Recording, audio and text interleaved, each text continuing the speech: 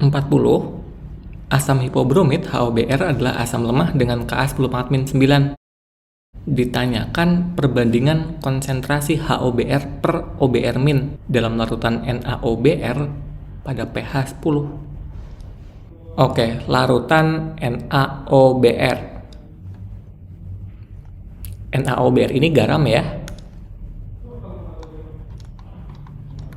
Garam akan terionisasi jadi Na+ dan OBr-. Nah, terus akan mengalami hidrolisis. Tapi cuma yang lemah aja yang terhidrolisis. Na+, dia kuat, golongan 1A, nggak terhidrolisis. OBr- lemah nih, asam lemah. Berarti dia bisa terhidrolisis menjadi asamnya lagi. OBr- plus air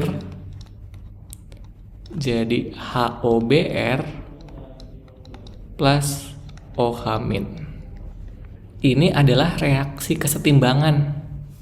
Reaksi kesetimbangan ini punya nilai tetapan kesetimbangan, namanya KH. Ini adalah salah satu jenis KC atau tetapan kesetimbangan berdasarkan konsentrasi, tapi spesifik untuk zat-zat yang mengalami reaksi hidrolisis. Atau nilai KH itu sama dengan KW per KA. KH, tetapan hidrolisis. Sama kayak KC ya, konsentrasi kanan pangkatin koefisien per konsentrasi kiri pangkat koefisien. Berarti konsentrasi HOBr pangkat koefisiennya 1 kali konsentrasi OH- koefisien 1 per yang di kiri OBr- pangkat 1. H2O nya gimana? H2O ini liquid. Ingat yang masuk ke KC cuman gas aqueous aja. OBr- aqueous, H2O liquid, HOBr aqueous, OH- juga aqueous. Jadi cuma mereka bertiga yang masuk ke perhitungan KC atau KH-nya. Dan KH nilainya sama dengan KW per KA. KW itu tetapan kesetimbangannya air ya, 10⁻⁴ per KA di soal di sini 10⁻⁹ sama dengan konsentrasi HOBr per konsentrasi OBr-. Nah, OH-nya ini kita dapetin dari pH. pH 10, artinya POH-nya 4 ya. 14 kurang 10. Berarti konsentrasi OH-nya 10⁻⁴. Ya, tinggal dicoret-coret aja. Min 14 sama min 9 tinggal min 5. Min 4, min 5 tinggal min 1. Udah. Berarti konsentrasi HOBr per konsentrasi OBr- 10⁻⁴. Jawabannya yang D. Oke, ingat. Setiap reaksi kesetimbangan atau yang panahnya bolak-balik kayak gini punya nilai tetapan kesetimbangan. Untuk asam namanya Ka, basa namanya Kb, hidrolisis namanya Kh, terus untuk zat-zat yang mudah mengendap namanya Ksp, untuk pembentukan kompleks namanya K-form, dan lain-lain, masih banyak lagi. Next, 41. Pada temperatur tertentu, Ksp PbSO4 dan PbI2 berturut-turut adalah 1,6 10⁻⁸ dan 7,1 10⁻⁹. Pada temperatur tersebut, opsi A bilang mudah larut, B lebih banyak SO4 daripada imin untuk mengendapkan Pb2+, C kelarutannya sama, D kelarutannya PbSO4 lebih besar, E kelarutan PbI2 yang lebih besar. Nah, dari opsi A, B, C, D, E ini semuanya ngomongin kelarutan ya. Apa sih kelarutan? Kelarutan adalah jumlah maksimum zat yang bisa larut dalam suatu pelarut pada suhu tertentu. Nah, poin pentingnya adalah jumlah maksimum zat yang bisa larut. Berarti nanti buat nentuin mana yang lebih mudah larut atau lebih susah larut, kita pakai nilai kelarutan atau disimbolkan dengan S kecil. Bukan pakai nilai KSP ya.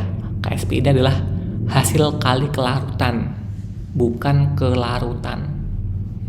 Meskipun emang kalau misalnya tipe senyawanya sama, kita boleh langsung bandingin. Tapi ini tipe senyawanya berbeda. Oke, maksudnya gini. Ini ada PbSO4. PbSO4 ini ketika terionisasi, dia jadi Pb2+, SO4 2-. Ada 2 ion. Sedangkan PbI2 ketika terionisasi jadi Pb2+ dan 2I-. Ada 3 ionnya nih. 1 ion Pb2+ dan 2 ion I-. Tipe senyawanya beda, nggak boleh langsung bandingin nilai KSP. Harus pakai nilai kelarutan atau S-nya. Berarti masing-masing kita cari kelarutannya ya. Untuk PbSO4, kita misalin aja nih kelarutan Pb2+-nya S, SO4 2-nya juga S. Nah, nilai KSP Pb2+ dikali SO4 2-, berarti S dikali S atau S kuadrat.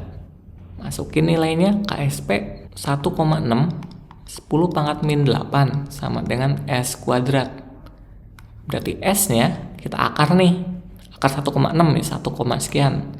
Kali 10⁻⁴. Nah, dengan cara yang sama kita cari juga buat PbI2. PbI2+-nya kita misalkan kelarutannya sebesar S. Untuk I-nya 2S karena koefisiennya 2 gitu ya. Selalu sesuai dengan koefisien. KSP-nya konsentrasi Pb2+ pangkat 1 karena koefisien 1, I- pangkat 2 karena koefisien 2. Berarti S pangkatnya 1 dikali 2S pangkatnya 2 karena koefisien 2. Atau KSP sama dengan 4S pangkat 3. Nah, masukin nilainya 7,1 kali 10⁻⁹ sama dengan 4S pangkat 3. Bagi 4, coret. Terus S sama dengan berarti di akar pangkat 3. Sekian kali 10⁻⁻3. Nah, sekarang kelihatan nih. 10⁻⁴ sama 10⁻3 lebih gede yang mana? 10⁻3 dong. Artinya PbI2 ini kelarutan lebih besar, lebih mudah larut.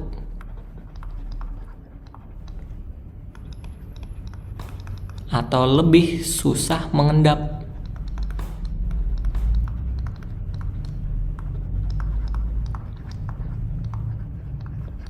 Dan ini sebaliknya. Kelarutan lebih kecil berarti lebih susah larut,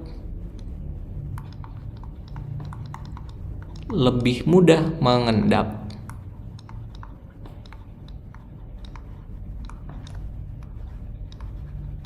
Oke, kita cek aja opsinya. PbSO4 lebih mudah larut daripada PbI2. Salah ya, harusnya lebih susah larut. Salah. Yang B, diperlukan lebih banyak SO4 2- daripada I- untuk mengendapkan Pb2+ dalam larutan. Nah, artinya PbSO4 lebih susah buat mengendap. Salah juga, malah lebih susah larut atau lebih mudah mengendap gitu, buat mengendapkan. Yang C, kelarutan PbSO4 sama dengan kelarutan PbI2. Kelihatan beda. Yang D, kelarutan PbSO4 lebih besar.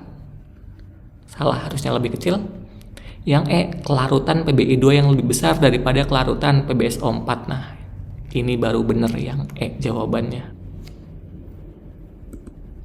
42. Oksidasi sikloheksanol dengan K2Cr2O7 menghasilkan oksidasi alkohol primer Kalau dioksidasi jadi aldehid, oksidasi lebih lanjut jadi asam karboksilat.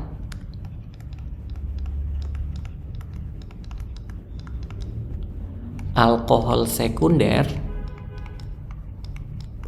kalau dioksidasi jadi keton. Alkohol tersier, dioksidasi enggak bisa. Nah, sekarang sikloheksanol ini termasuk jenis alkohol apa sih? Kita bikin sikloheksa. Heksa ini 6 ya. Tapi siklo tuh melingkar. Jadi C-nya ada 6 tapi melingkar.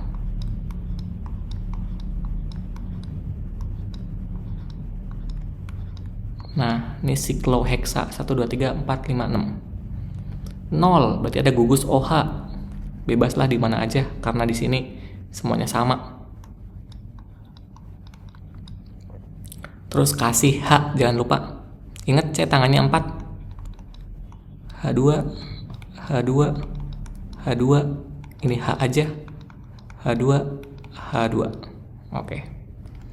Nah, kalau kita lihat ini OH terikat pada C ini, CH. Nah, si CH ini dia ngikat 2 C lain. Berarti ini adalah jenis alkohol sekunder. K2CR27 buat apa? Ini oksidatornya, buat mengoksidasi gitu aja. Dipakai dikromat. Oksidator yang biasa dipakai itu ada permanganat, kromat, dikromat, krom 6 oksida dan lain-lain. Intinya cuma buat mengoksidasi aja. Nah, sekarang alkohol sekunder kan dioksidasi jadi keton. Kita tinggal ganti gugus fungsinya aja dari alkohol jadi keton. Tapi jumlah C-nya tetap kayak gitu. Karena dalam reaksi kimia yang diserang adalah yang paling reaktif, yaitu gugus fungsi atau rangkap. Nah, di sini adalah gugus fungsinya. Dengan jumlah C yang sama, 6, bentuk yang sama juga. Tapi kita ganti gugus fungsinya dari alkohol jadi keton. Keton itu CO. Kasih H lagi. Nah, namanya jadi apa nih? C-nya 6,